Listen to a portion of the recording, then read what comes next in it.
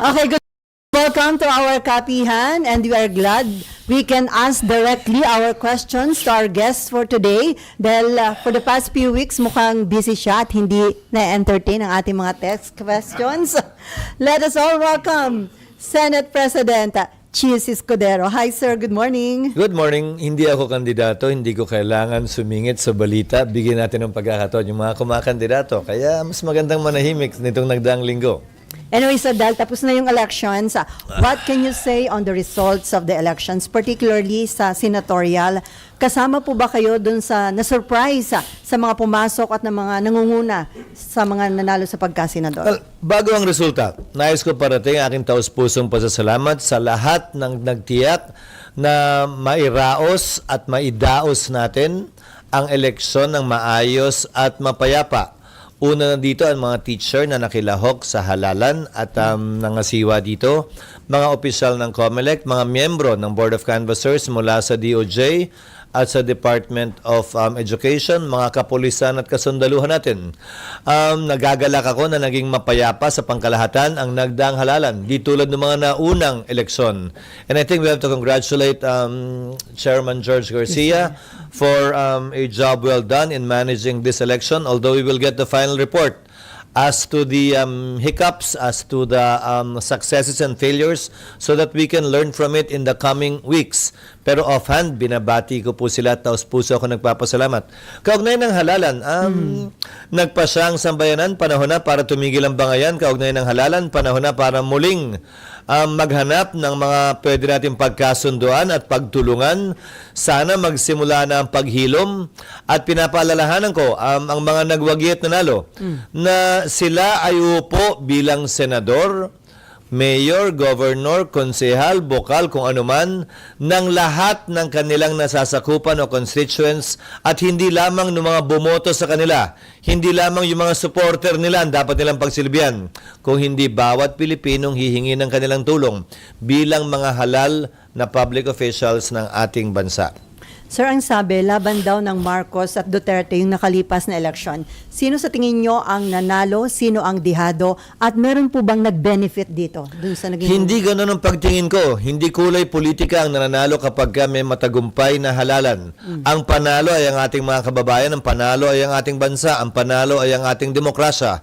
Dahil pinakita natin na pwede tayong magbangayan, mag-away, hindi magkasundo sa maraming bagay, pero kaya pa rin nating magdaos na isang mapayapang halalan kung saan pinapakinggan natin ang boses ng kada Pilipino, pantay na boses ng kada Pilipino. Mas magaling ka man o hindi, mas mayaman ka man o hindi, mas maganda o gwapo ka man o hindi, tigi-tigisa tayo ng boto nung nagdaang halalan at yon ay pinakinggan at binilang ng ating sistema sa demokrasya. Sir, ang midterm election ay sinasabing referendum ng nakaupong administrasyon. Dito daw nakikita kung nasisiyahan ang taong bayan doon sa performance na nakaupong administrasyon. Considering po yung bilang na nanalo sa alyansa at kanilang ranking, indikasyon ba ito na hindi kontento yung publiko? Hahayaan ko ang Palasyo ang Malacanang sumagot sa katanungan yan dahil hindi ko tinuturing na barometro yan sa trabaho namin dito sa Senado. At bilang tagapangulo ng Senado, yan lamang siguro ang kukomentaryohan at papasyahan ko. Pero ito yung parehong proseso na nagluklok sa Malacanang kay Pangulong Marcos. Proseso ng eleksyon. Ito rin yung proseso sa gitna ng kanyang administrasyon. Maganda man o hindi ang kanilang tingin dito, kaugnay sa kulay ng politika ang ginagamit nilang lente, para sa akin, nananatili ang mandato niya na manilbihan at magsilbi bilang Pangulo ng ating bansa hanggang bago magtanghalian ng June 30, 2028. Anumang pagkukulang, anumang pagkakamali, mahaba pa ang panahon, kalahati pa, para ito'y punuan, iwasto o ayusin. At gayon din sa ating ikalawang Pangulo at iba pang halal na dapat manilbihan hanggang bago magtanghalian ng June 30, 2028. Kabilang na ako doon. So sir, too early for former presidential spokesperson Harry Roque to say na lame duck president na ang Pangulo? Hindi ko tinitingnan ng mga bagay-bagay ng lame duck o malakas na duck. Ano bang opposite ng lame? Ano? Hindi duck ang ginagamit kong panalmingan, ika nga o lente. para tingnan ng mga bagay-bagay na ito. Nakikita ko sa nagdaang halalan, matagumpay na naidaos natin ang isang mapayapang proseso para palitan ang ating mga leader sang-ayon sa ating sistema ng demokrasya. Yun lamang ang pananaw ko sa nagdaang eleksyon. Pero dapat ito maging challenge, sir, sa Administrasyong Marcos, yung naging resulta ng particularly senatorial elections. Hindi hamon ang gagamitin kong salita. Dapat maging gabay ito siguro. Hindi hamon. Gabay sa mga susunod na dapat at pwede nilang gawin. Gabay sa mga dapat nilang punuan kung meron man. Gabay sa mga dapat iwasto kung meron man. Sir, ngayong klaro na kung ano yung magiging bagong composition ng Congress sa ilalim ng 20th Congress, may nagsasabi na lalakas daw ang tsansa ni BP na ma-acquit sa impeachment.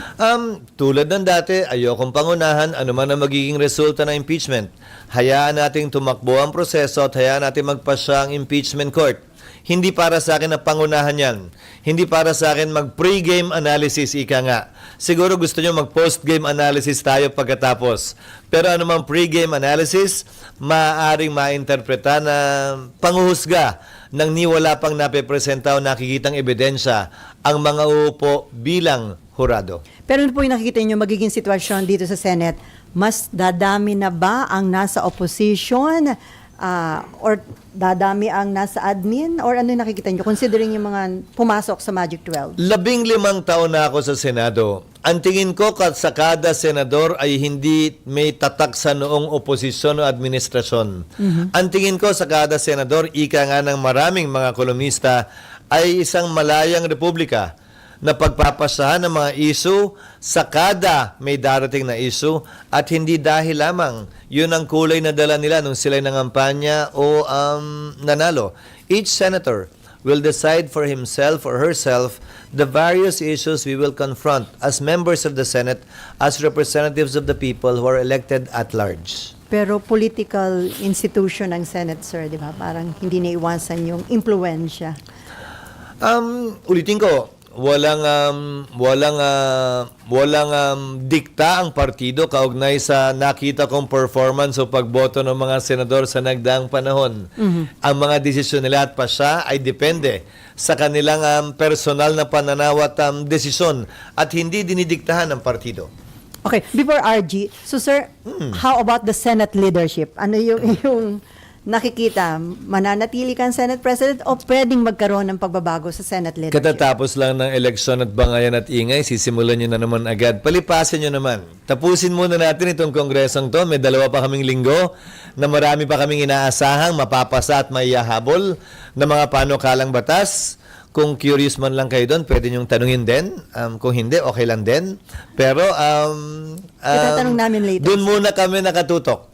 At hindi yung parating na kongreso. Okay, RG. Balikan ko lang yung kasi May babalikan ka pa ron? Yes, outside of the impeachment process, siyempre may mga natural allies based on the personalities and the principles of the incoming 20th Congress senator. So, ano sa tingin mo yung magiging itsura? Sino-sino sa tingin mo yung mga magkakasama based on their natural alliances, based on their natural principles? I will not prejudge nor predispose what each senator elected or already serving would be doing once the impeachment court convenes. Suffice it to say that I expect it to be lively and vibrant, given that we have 3 new lawyers entering the Senate. That is a valuable addition to any impeachment trial insofar as enriching the discussion and enlightening not only our people but fellow members of the Senate in their function as an impeachment judge. But outside the impeachment trial, paano yung natural alliances na nakikita mo? Ulitin ko, sa 15 taon ko sa Senado, hindi naman nasusunod yung natural alliances, yung formal alliances nga, hindi rin nasusunod eh. Iba't iba ang desisyon nila. Kabilang na halimbawa dito yung pagkakahalal ko bilang Senate President na hindi naman sinunod yung mga partido, hindi ba? Okay, binanggit. Ganun din, sa maraming bagay nakakaharapin ng sino mang senador. Kada senador magpapasya individually base sa kanyang prinsipyo, paniniwala at pananaw. Binanggit mo na yung Senate presidency. Kahapon binanggit ni senatorial candidate Vicente Soto III na handa siyang Senator-elect. Senator-elect. Hindi pa siya proclaimed. Okay, malapit na. Sa Sabado pa. So, ang sabi niya, he's ready to accept the Senate presidency if the numbers are there for it. So, do you think there will be a contest? I think the same statement will apply to almost all the senators.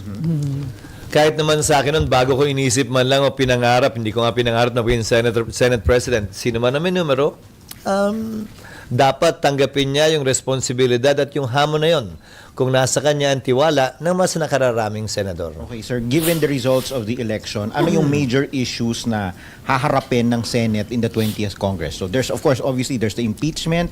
Ano pa? Well, there's the impeachment against the Vice President. An impeachment case was filed against the President, which is pending in the House. I don't know how that will be resolved in the coming weeks and or days. Nandyan yung mga panukalang batas na hindi namin mapapasa sa susunod na 2 linggo na kailangan pa rin bigyan ng pansin at tutukan sa susunod na tatlong taon. Maliban doon, syempre, makikita mo na yung pagporma, paghahanda ng ilan na nangangarap, nag-aambisyon o nag-iisip na tumakbo sa mas mataas na posisyon o sa parehong posisyon, kabilang na ang Senado, pagdating ng 2028. Hindi ba parang awkward yun for Kailangan nilang harapin sa sarili nila, sa salamin at sa taong bayan, yung kanilang magiging pasya, kung ang nagdikta nga ba ng kanilang desisyon sa impeachment ay yung personal nilang interes o nakabatay sa ebidensya at sa batas at sa pananaw ng mas nakararami base sa kanilang napanood din na ebidensya ang kanilang magiging desisyon kaugnay ng impeachment. It is up for each senator judge to defend his or her position in connection with that after trial. Okay, my last question. Kasi kahapon, in-announce naman ng House that Attorney De Lima and Attorney Diokno, now Congressman Presumptive, will be joining the impeachment prosecution panel upon the invitation of the House leadership. So doesn't that feed into the theories that are circulating among some circles na there's this alliance between the administration and that color of the political spectrum? Hindi ako bahagi ng anumang koalisyon o alyansa ngayon at hindi ko pwedeng komentaryohan. Subalit, pasya ng Kamara kung sino ang pipiliin nilang abogado o prosecutor, tulad lamang ng pasya ni Vice President Sara, yung kanyang pipiliing mga abogado at magtatanggol sa kanya. Hindi yan pwede pang himasukan ng impeachment court. Wala kaming say dyan. At hindi ko komentaryohan kung tama, mali, maganda o pangit yan. Pasya nila yan at wala kaming pakialam sa kanilang desisyon kaugnay sa bagay na yan. My very last question, last na talaga. Given all of those things na nasabi nyo kanina, all of these issues that you'll be confronted, may magagawa pa bang real na trabaho ang Kongreso in the next 3 years? Kasi baka maging busy na kayo sa politika. Bakit naman hindi? Buwang paniniwala ko na sa kabila ng impeachment, kaya inaayos namin yung schedule, ay meron pa rin kaming mapapasang mga makabuluhang panukalang batas. Buwang tiwala ko na kung maayos namin yung ilang pre-trial proceedings, ay matatapos namin ito bago tuluyang tutukan ng Senado ang budget para sa taong 2026. Hopefully, we can wrap this up before we go on recess in October. Para pag-resume kung saan tatalakayin na yung budget sa plenary, makatutok naman kami doon. Sa gitna, kaya naman namin magsingit at mag-discuss ng ilang mga panukalang batas pa na bagaman hindi kasing laki ng budget, bagaman hindi kasing sikat na impeachment, ay makabuluhan, may halaga at makakaapekto at makakatulong sa marami sa ating mga kababayan. Sir, considering yung sinasabing surprises sa naging result ng elections, lalo na sa senatorial, ano yung nakikita nyo na game changer? At dapat bang i-consider ito ng mga tatakbo sa 2028? Kung ano man yung mga game changer dito sa election na ito? Sa strategiya, wala naman. Alam naman siguro at napansin ng lahat kung nagkaroon man ng anumang game changer nitong eleksyon, ayun yung mga kaganapan kaugnay sa politika at hindi kaugnay sa pangangampanya. Kabilang na ron ang paghahain ng impeachment complaint laban kay Vice President Sara Duterte. Kabilang na ron ang pagdadala kay dating Pangulong Duterte sa dahig na nagkaroon ng malaking impact sa resulta ng halalang ito na nagkaroon ng epekto sa naging resulta ng halalang ito. Nakita naman natin yun sa surveys at nakita natin din yun sa resulta ng halalan. Pero sabi nyo ba, ito daw Gen Z at Millennials, isa rin dun sa game changer dahil talagang actively nag-participate sila dito sa election. Hindi naman siguro tamang sabihin natin ngayon lang sila actively nag-participate sa halalan. Dahil kung susuriin at titingnan nyo, bagaman mataas yung turnout, 80% di umano ayon sa PPCRB, bagaman hindi pa pinal, ay medyo bumaba yung threshold sa mga bumoto sa pagkasenador. Sabi ng lahat ng survey, base sa tinaas ng bilang ng botante, dapat minimum ay 15 million para makapasok sa Magic 12. Pero lumalabas ngayon, 13 million lamang, Magic 12 ka na. Noong 2022, kulang-kulang 15 million yung number 12 spot. Pero ngayon, ang number 12 ay 13 million lamang. Sa kabila ng mataas na turnout, sa kabila ng tumaas din na bilang ng mga botante mula nung nagdaang eleksyon. So marahil kailangan pa natin ng ilang linggo at buwan para pag-aralan ang resulta ng halalang ito para may tunay na makapagsabi kung bakit nga ba ito nangyari, bakit hindi nakita ang ilan sa mga resulta sa survey at saan nga ba nagbago. Considering yung mga ibinoto, sir, ng tao, nakita mo ba na nagmamature na yung mga voters? Bawat eleksyon ay pagkakataon para magkaroon ng mas maliwanag na pananaw ang ating mga kababayan. Pero tandaan nyo, kada taon din may nagdi-18 anyos. So kada taon merong may bagong botanteng pumapasok sa list of voters natin. Kada taon naniniwala ako na papunta tayo dun sa panahon na ang botante ay tunay na makikita ang kapangyarihan ng kanilang balota. Nakapangyarihan ng taong bayan pumili kung sino ang nararapat talaga at na hindi totoong wala silang boses para baguhin ang kanilang sariling bansa, bagaman ordinaryong registered voter at ordinaryong Pilipino lamang sila. Okay, Nympha. Andiyan si Nympha. Nympha Liet. Nympha Liet po.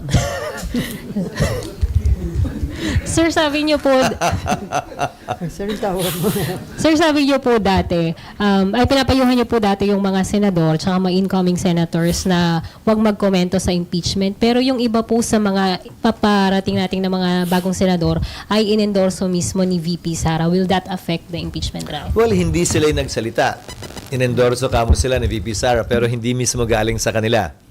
So, patuloy ang aking magiging panawagan sa lahat na nakaupo at marahil papasok din ang mga senador, presumptive senators, ika nga, na ayon sa rules, sana iwasan nila na magbigay ng categorical na mga posisyon o sagot kaugnay nito hanggat hindi pa nagsisimula ang trial at wala pa naman silang nakikitang mga ebidensya, pabor o kontra sa nasasakdal na si VP Sara.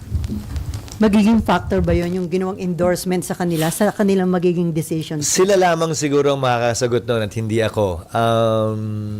But Mas historically, magandang sir, sila ang matanong kung sakasakali.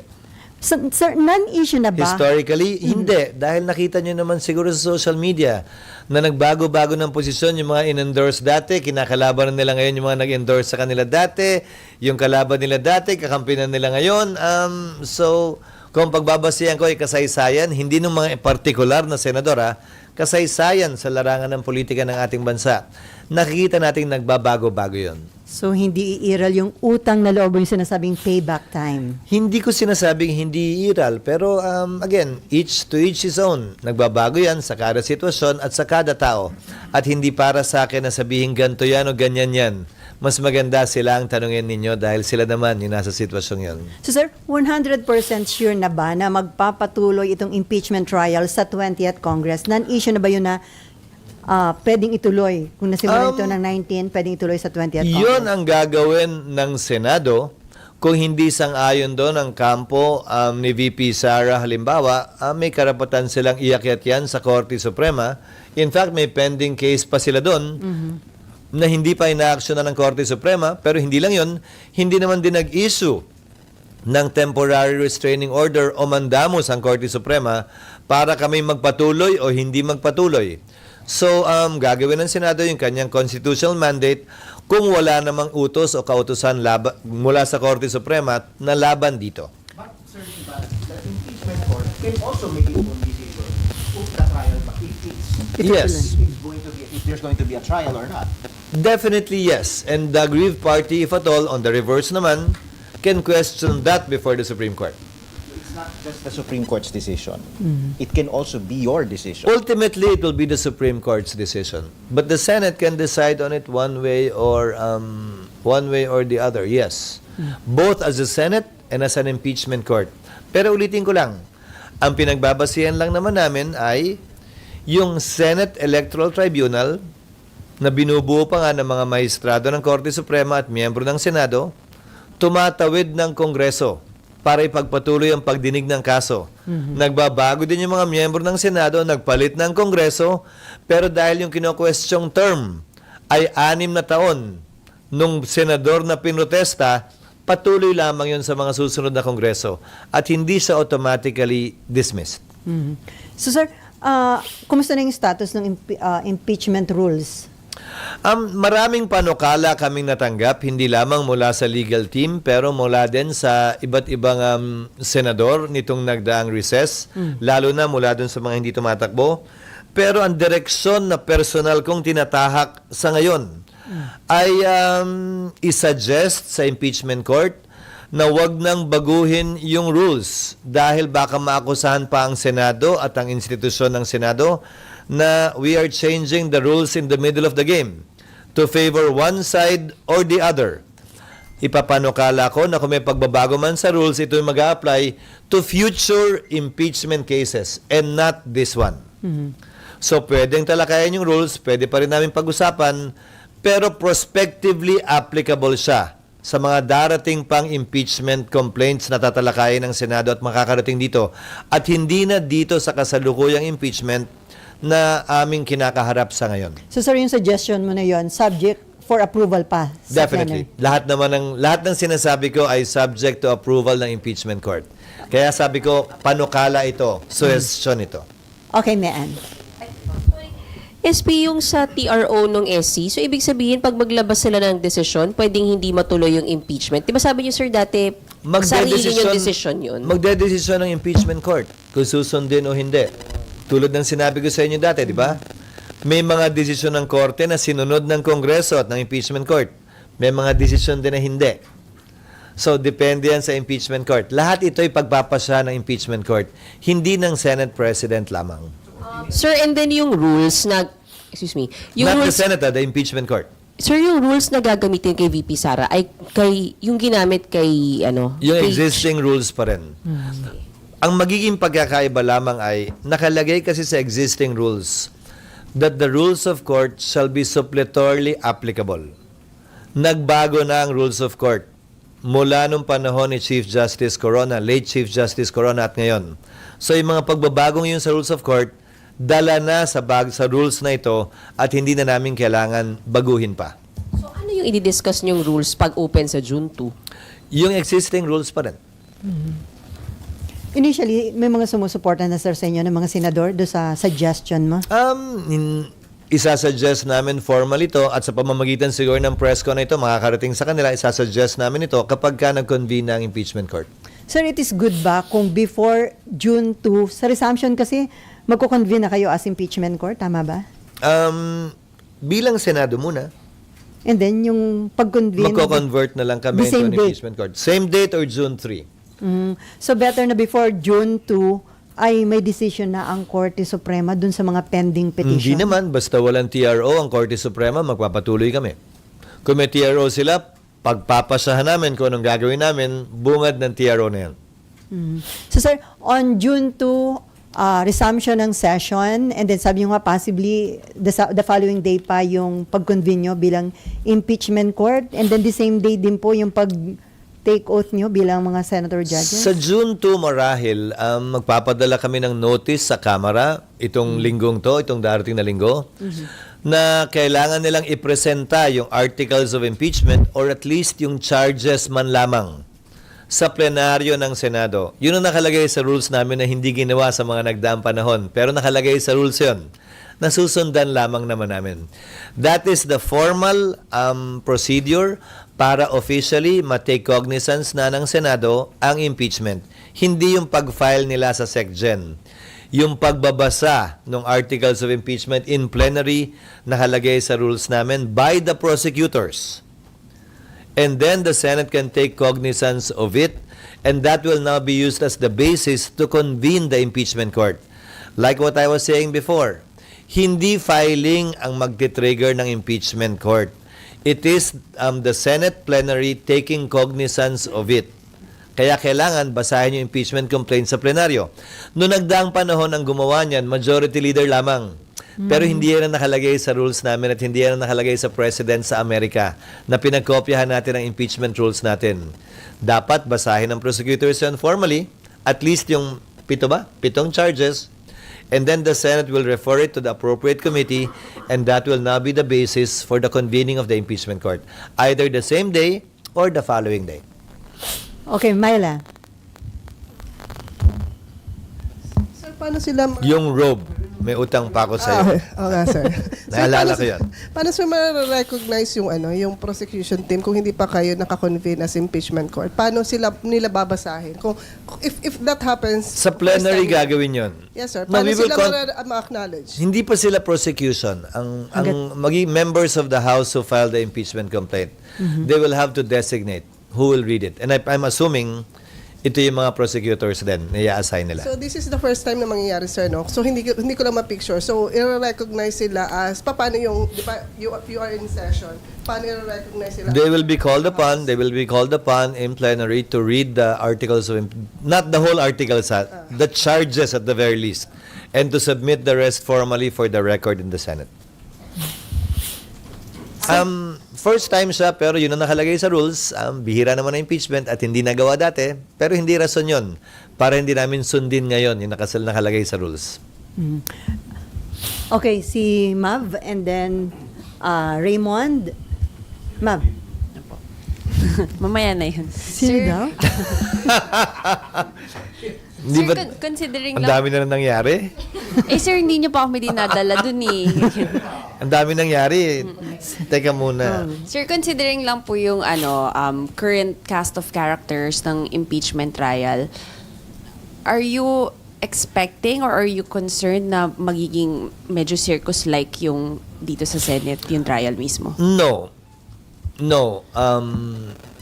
Yung papasok ng mga miyembro ng Senado, hindi ba? 5 re-electionista, 4 na dating senador, 3 na miyembro ng Kamara na mula sa Kongreso na magiging bahagi, maliban sa aming 12, ng 20th Congress.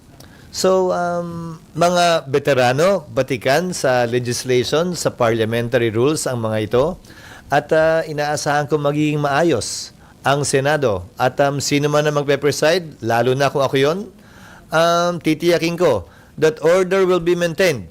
Para sa gayon, ang proseso ay dumaloy ng mapayapa, maayos, at ng mas lalong maintindihan ng ating mga kababayan, yung ipinapresenta ng magkabilang panig. Sir, wala namang kasi medyo may mga nakita na tayo in previous hearings na may mga outbursts, emotional outbursts. Bahagi yun, but we will maintain order and we will keep order within the impeachment court. We will make sure of that. With the help, of course, of the other members as well as the sergeant at arms if necessary. Pero sir, pagdating sa prosecution, malaking bagay ba yung pagpasok nga ni na Dilima at saka Chel Jokno? Mas magiging exciting ba ito? Hindi para sa akin na sabihing maganda nga o pangit yon. Hindi para sa akin sabihing magaling o hindi yon. Mga di-calibre kasi itong mga to, sir. And considering yung nag-experience ni Dilima under the Duterte administration. Well, they are both practitioners. On the part of Chel as a human rights lawyer, on the part of Secretary Senator Laila as an election lawyer, I believe. When she was practicing and before she became DOJ secretary. Definitely, they will add to the prosecution's ability to present their case. So, hindi naman kaya yung impeachment trial maging platform para dun sa mga gustong pumosisyon at magpasikat for 2028? Oo, pero dalawang bagay yun. Anumang ilaw ng camera na itututok sa sinumang tao, dalawa ang pwedeng makita, yung maganda at yung pangit. So, nasa sa kanila yun. Kung anong mapapakita nila. At nasa tao din yun. Kung anong makikita nila. Minsan magkaiba yun. Yung gustong pakita at yung nakikita ng tao sa lente ng camera. Si before Raymond, si Senate President Pro Tempore Jingo Estrada sa interview namin, he's hoping na manatili kayong Senate President dahil maganda daw na abogado yung magiging presiding officer sa impeachment court. Well, nagpapasalamat ako sa pananaw ni Senator Jinggoy. Subalit sa dulo, ang magpapasya ng Senate President, kung mananatili man ako o iba ang uupo, ay ang mayoriya ng Senado. Sang-ayon sa rules ng Senado, magpapatuloy ang Senate President kung hindi na-graduate katulad ng sitwasyon ngayon at mababago lamang yan kapag kami nagpresenta ng higit sa mayoriyang boto kapag ka nag-resume ang Senado. Okay, Raymond? One point lang, sir, doon sa Kahit dalawa. doon sa preparation, as we speak, percentage-wise ba, pagdating sa impeachment, saang bahagi na tayo ng preparasyon as of date? Huling nagsalita ang prosecution team. Sabi nila yata parang 80% na sila sa isa o dalawang charges. Wala pa akong balita dun sa 5 charges. Hindi ba? Mas mataas ang level ng kahandaan ng Senado. Pati yung invitations, yung ID, yung security preparations, yung holding areas ng prosecution at defense panel, nakahanda na rin. Hanggang sa detalye ng parkingan nila, hinanda na rin namin. Yung road, sir, finally na napag-usapan. Napatahi na. Alam ko napatahi na. At nasukatan na, kung hindi ako nagkakamali, lahat o maliban sa isa. Kaugnay na may mga nangangampanya kasi hindi pa naman nakuha. Nakuna ng sukat. Pero ready na yung mga, ginaya lang naman yung dati. Sir, yung room assignment, finalized na. May inassign na kami sa prosecution at nag-inspect na yata ang ilang miyembro ng Kamara, yung kanilang mga staff. Sa panig ni Vice President Sara, binigyan din namin sila ng notice kaugnay sa karapatan nila at oportunidad mag-inspeksyon.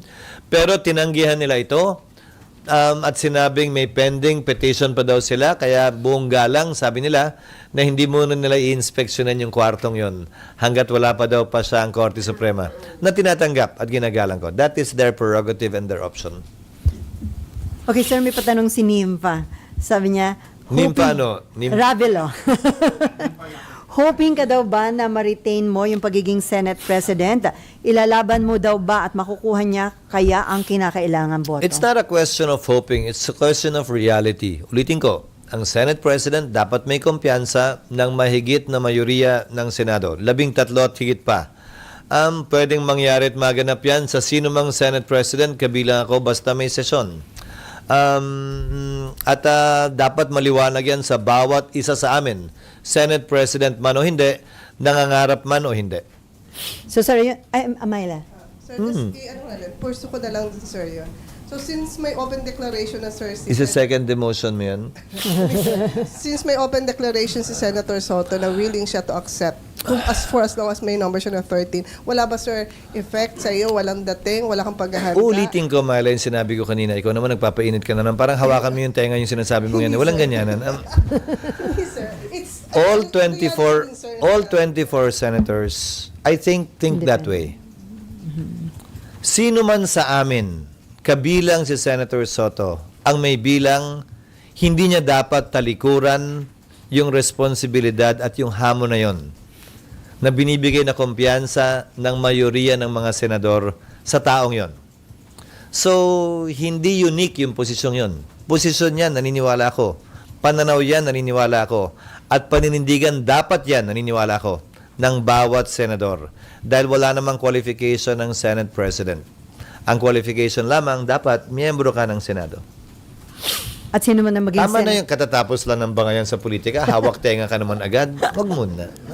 At sino man yung maging Hawak Senate- ilong agad. O, wala naman ganun. Di ba? Huwag naman. Palipasin nyo naman ng konti. Sir, ano yung magiging scenario? Pwede ba yung magkaroon ng third force? Kasi di ba minsan, majority, minority, and then naalala ko nun, Senator Alan and Pia, hindi sumama sa admin at minority, parang independent. Posible yon, pero sang-ayon sa rules, Membership is determined by minority and majority. So sa dulo, pipili pa rin sila kung sinong gusto nilang mag-nominate sa kanila bilang miyembro o chairman ng mga komite. Because Parliament, the Senate, like Congress, operates on that principle, majority-minority. Hindi administration-opposition, majority-minority. Majority-minority simply defined as you voted for the winning Senate President, you're with the majority. You voted or did not vote for the winning Senate President, or you voted for another person, then you belong to the minority. It has nothing to do with administration opposition. May nakita na akong pagkakataon na baliktad yon. Yung majority, opposition, at yung minority, kakampi ng administrasyon. Posible yun, ha? Possible yan na mangyari this. Posible naman yun. Noong panahon ni GMA. Ang Noong panahon ni dating Pangulong Estrada, di ba? Noong nagkabotohan, nagpalit din. Naalala nyo yung Kongreso, nagpalit din ng speaker. O yung speaker, naging anti-administration, di ba? Tapos nagpalit ng ilang ulit. So, depende. Again, majority means you voted for the winning speaker or Senate President. Minority means you did not vote for him or voted for someone else, which is totally separate and distinct from being opposition or administration in relation to the sitting government. So sir, asahan na magkakaroon ng changes sa committee, chairmanship. Pag ba ganun, maraming mga naglalabi para doon sa mga committee na gusto nilang makuha. Naglalabi lang naman kapag klaro na kung sino mananalo. Hindi ka naman maglalabi pag hindi. So, Hindi mo alam kung sino yung... pag klaro na, may nabuo ng mayoriya, doon na pag-uusapan yung komite. Pero siyempre, kung sino man ang incumbent na may kasalukuyang hinahawakan na komite, siyempre, may paggalang na binibigay doon kung bahagi pa rin sila ng mayoriya. Okay, Amor. Ano po yung impact or implications kapag ka ganun na yung majority ay hindi allied with the president in terms of work relationship ng legislative and executive? Mahirap po May ba? hirapan ba? Hindi naman sa mahihirapan, pero siguro mas malaking panahon ang kailangan gugulin para kumbinsihin yung mayoriyang yon sa Kamara man o sa Senado. I believe we're all mature enough and should work together insofar as what is good for the country and our people. Hindi naman porkit oposisyon, no ka na lang ng no, kahit naman tama na yung pinapanukala ng gobyerno. Hindi naman porkit administrasyon ay yes ka na lang ng yes, kahit na mali na yung ginagawa ng gobyerno. I think we've outgrown that. I think we're bigger than that. I think we can work beyond that and can see what is best for our people as we should. Yun naman yung sinumpaan namin tungkulin. Sir, since nabanggit niyo po kasi yung sa obstructionists, kahapon merong statement si Yuse Claire Castro that the government, the Marcos administration welcomes yung legitimate opposition but will fight yung obstructionists. How do you make of that statement, sir? Gusto mo talaga ako mag-comment kay Claire? Oo. On the statements. There's a very thin line dividing oppositionist and obstructionist, and it's a gray area.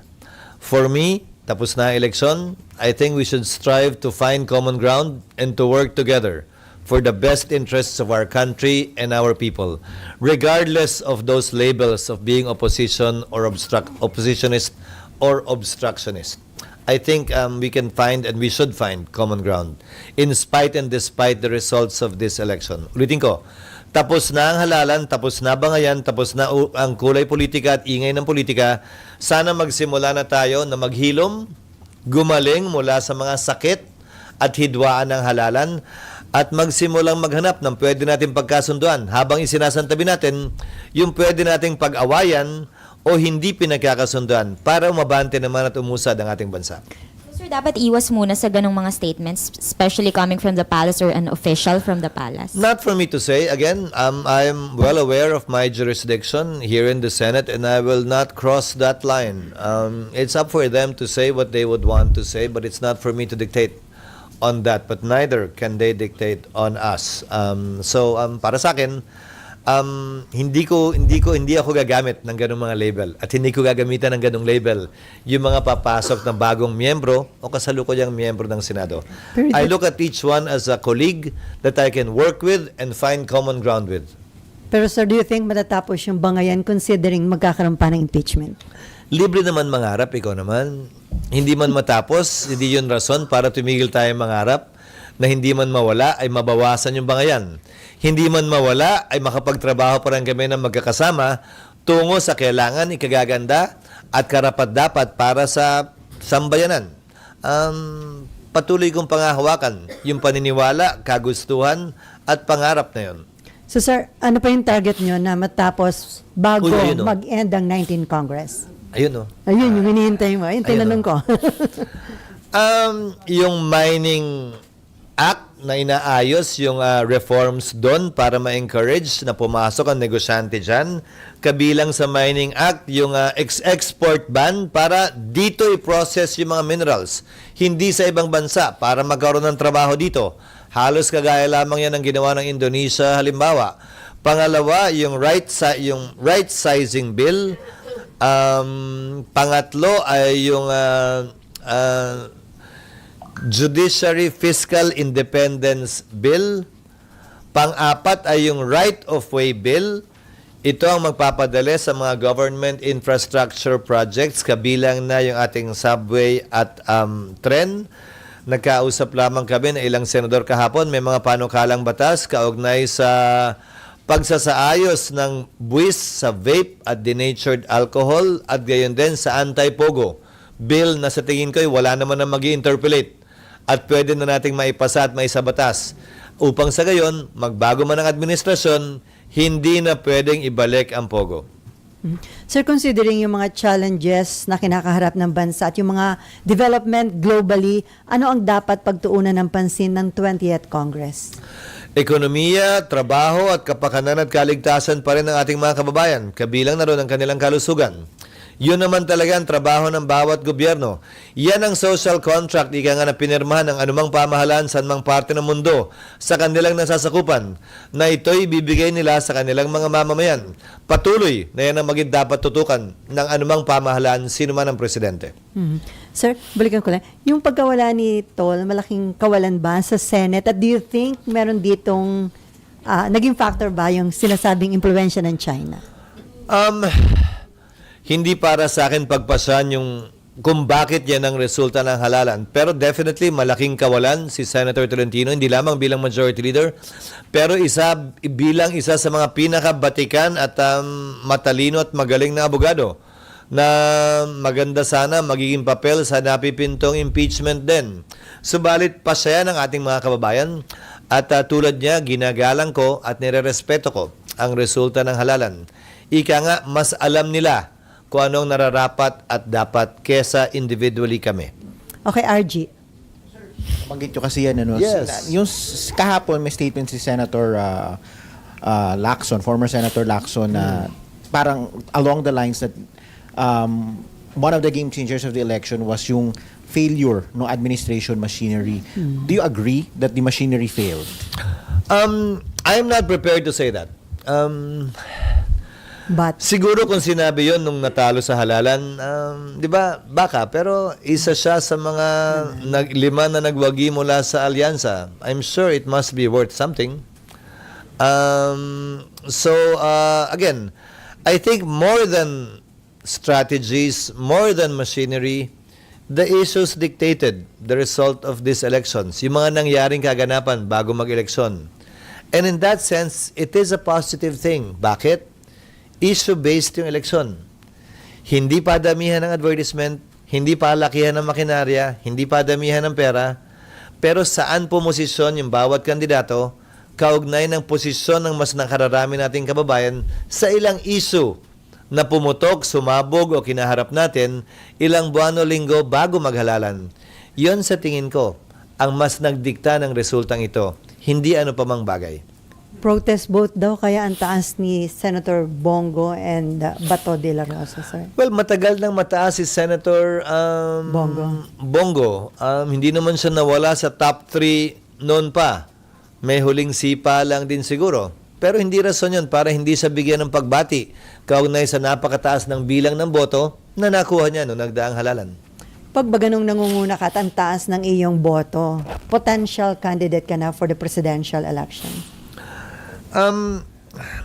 Sa kasaysayan ng ating bansa mula nung nagkamalay ako, isa lamang naman yatang Pangulo ang nagtap sa halalan. Sino?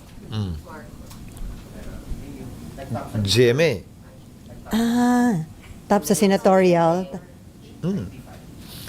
Yung mga nagtap, madalas, inaasinta agad, di ba? So, sa dulo, base sa kasaysayan na hindi pinapalad, maaari niyang baguhin yon kung siya'y nag-iisip na tumakbo sa mas mataas na posisyon. Binabangit ko lamang ang kasaysayan. Ang kasaysayan na pwede lamang gamiting basehan habang hindi pa nababago ng kasalukuyan. So, tingnan natin kung ano mangyari. Okay, Amor. Sir, si Senator Bato po kasi, ang sabi po niya, nakikita po niya yung formation ng Duterte block sa Senate. Sila pong mga PDP candidates plus yung inadopt din po na Camille Villar and Senator Amy. And then, nakikita niyo po ba, sir, na yung magiging composition ng next Senate may Marcos block, Duterte block, and then yung block na hindi kasama sa either of the groups? Kaugnay sa issue sa mga Duterte, marahil Kaugnay sa issue sa mga Marcos, marahil Pero kaugnay sa pang-araw-araw na issue, mga panukalang batas na pag-uusapan namin, sa tingin at pananaw ko, hindi yan titingnan ng mga miyembro ng Senado bilang bahagi ng Duterte block, bilang bahagi ng Marcos block. Titingnan nila yan gamit ang kanilang karanasan, konsensya, at prinsipyo at paniniwala. Pero kapag ang issue ay tungkol sa Duterte at sa Marcos, marahil doon mo lang makikita yung linyang yan sa pagitan ng dalawang yon. Pero hindi lahat ng senador ay pwede mong bigyan ng tataksan o ika nga na Duterte yan, Marcos yan. Hindi naman lahat ganun. So sir, kahit mag-start ng impeachment trial, ina-assure nyo na hindi mapapabayaan ng Senate yung legislative work ninyo. Yun ang sisikapin namin gawin at balansehin. Hopefully, yung aming panukalang schedule ay yan ang makarry ng plenaryo. Kung saan ang sinasabi ko nga sana, umaga ang trial at hapon ang sesyon ng Senado. Upang sa gayon ay mas mabudget namin yung oras namin sa Senado. At kung sakasakali mag-extend man yung impeachment trial, ay konting oras lang siguro at may maiiwan palaging oras para sa aming sesyon. Except of course on a Thursday na pwedeng tumuloy-tuloy ng hanggang hapon at gabi na yan. Sir, kakayanin ba yun kung September meron pa rin impeachment trial tapos start na rin ito ng budget hearing? Committee hearings. Papayagan namin ang kaibahan lamang noon. Hihilingin ko rin ang pahintulot at otorisasyon ng plenaryo. Dapat pahintulutan namin ang committee hearing sa hapon. Kasabay ng plenary. Kung papahintulutan ng minority, wag naman sana maging masyadong stricto sa quorum, lalo na kung local bills ang pinag-uusapan at nang matalakay namin yung budget. Okay. No more? Okay, Raymond. Si Marlon. Kasi you have been very active na nangangampanya dyan sa local. Kumusta yung, happy ka ba doon sa result regarding yung mga local candidates mo sa Sorsogon? Actually, hindi ako tumayo sa maski na anong stage na sa bahay lang ako doon Pero sa nilalapitan ka Sorsogon. sa bahay, sir. I did not stand in any stage in Sorsogon to campaign for any of our candidates. Although alam naman na kandidato ko sila at kaalyado nila ako. 15 sa 15 munisipyo at syudad ng aming lalawigan nanalo ang aming mga kapartido sa NPC. Gayon din sa syudad at lahat ng miyembro ng Sangguniang Panlalawigan. Naging maganda ang suporta ng aming mga kababayan sa aming mga kandidato. Tapos puso ako nagpapasalamat sa kanilang paniniwala at pagtitiwala sa aming grupo na una ang Sorsogon. Pwede na bang panghawakan yun, sir, for future elections? What do you mean? 2028. 2028.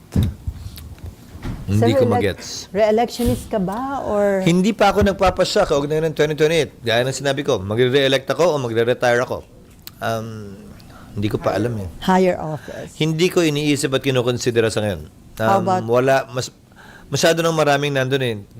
Dito na nga lang, hindi pa ako sure eh. Higher pa. How about Supreme Court Justice, sir? Hanggang 75? 75 ba yun o ano? Hanggang ano tayo yan? 70 lang ba? 70. Diyos ko, parang mas mahaba pa ang term sa Senado. Mas mahaba pa ang term sa Senado, tapos bawal kumausap. Di ba? Parang hindi. Masyado ba maaga para sa akin, para pag-usapan at pagpasayan? Hayaan na muna natin yung talagang interesado sa ngayon na bumuelo sa posisyong yan. Okay, Nympha. Konti lang, kamusta po Nymphalit. Kamusta po sa Sorsogon sa Mount Bulusan, sir, yung condition po yun? Oo nga. Ironically, Mount Bulusan ang tawag, pero ang ashfall nasa bayan ng Irosin. Wala sa Bulusan. Kaya ang dami nagpapadala ng ayuda sa Bulusan. Akala nandun yung ashfall. At pag sinabi ng mayor, okay lang kami dito, sigurado po kayo? Oo kasi yung hangin palayo sa Bulusan. Papunta sa bayan ng Irosin at Huban. So, nagkaka-ashfall manaka-naka. Pero awa ng Diyos, walang malaking putok na may bato at putik o apoy na binabato yung bulkan. Ashfall lang ang aming nararanasan. At dahil sa COVID at karanasan natin sa COVID, sanay naman na mag-mask yung mga tao. At sanay na mag-ingat kaugnay nito. Sir, dagdag ko lang, paano yung si former President Duterte mag-work from The Hague siya? Tinanong ko to. So, ibabahagi ko na rin sa inyo. Pwedeng sumumpa sa kanyang bagong tungkulin bilang mayor muli si Pangulong Duterte Ng Davao. sa pamamagitan ng ating consular office doon. Meron tayong tinatawag kaugnayan ng Consular Commission na consular visit. Pwede siyang puntahan kung papayagan niya at hihilingin niya ng ating consular officials para manumpa siya sa harap nila bilang mayor. Subalit, kung hindi siya makakauwi for circumstances or reasons beyond his control dahil nga nakadetain na siya sa The Hague, ayon sa local government code, ang papalit ay ang vice mayor. Sa kasong ito, si Mayor Baste Yung anak. Duterte.